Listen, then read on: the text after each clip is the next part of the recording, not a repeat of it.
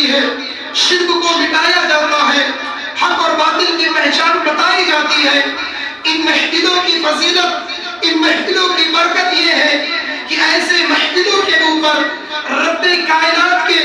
وہ معزز اور مکرم فرشتے، وہ بابرکت فرشتے جس کے بارے میں اللہ رب العالمین نے فرمایا